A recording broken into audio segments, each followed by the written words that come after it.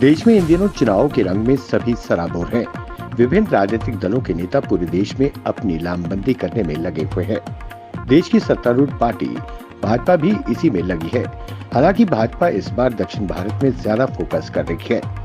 प्रधानमंत्री मोदी एक बार फिर दक्षिणी राज्यों का दौरा कर रहे हैं।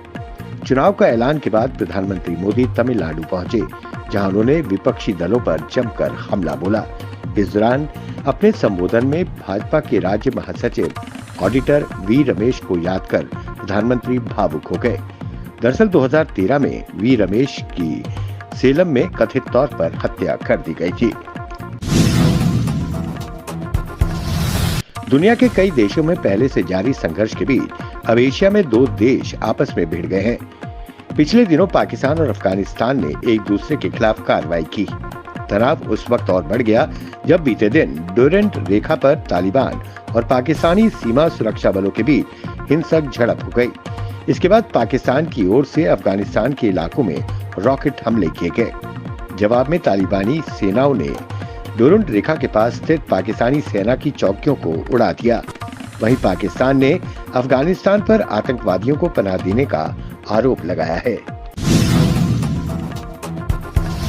राउज एवेन्यू कोर्ट ने बीते दिन चीनी वीजा मामले से जुड़े मनी लॉन्ड्रिंग केस में कांग्रेस सांसद कार्ति चिदम्बरम को समन जारी किया है।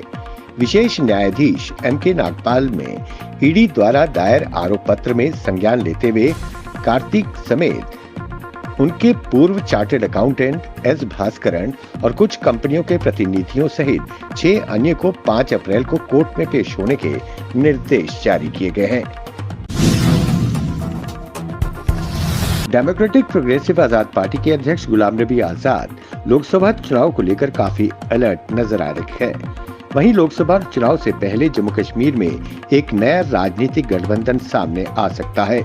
गुलाम नबी आजाद की पार्टी और पीपल्स कॉन्फ्रेंस के चेयरमैन सज्जाद गनी लोन से बैठक भी हो चुकी है। अगर नया गठजोड़ सामने आता है तो बीजेपी का सियासी गेम बिगड़ सकता है। जम्मू कश्मीर में सरकारी भर्तियों में गड़बड़ी को लेकर पीडीपी प्रमुख महबूबा मुफ्ती ने सवाल उठाए हैं और इस मामले में उपराज्यपाल मनोज सिन्हा से हस्तक्षेप की मांग की है।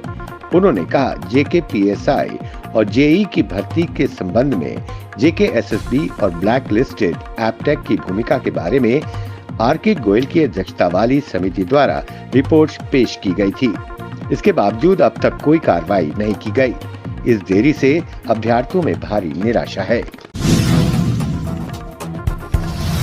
दिल्ली के मुख्यमंत्री अरविंद केजरीवाल ने ईडी द्वारा भेजे गए समन को हाईकोर्ट में चुनौती दी है।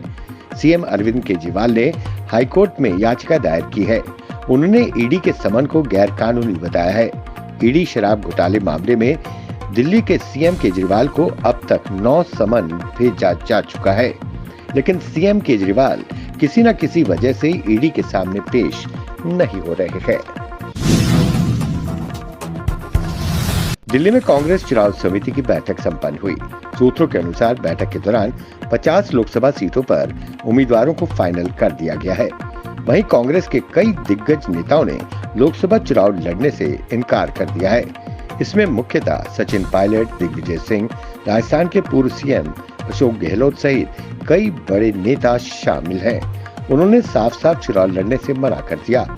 कांग्रेस के अंदर खाने बड़ा खेल चल रहा है।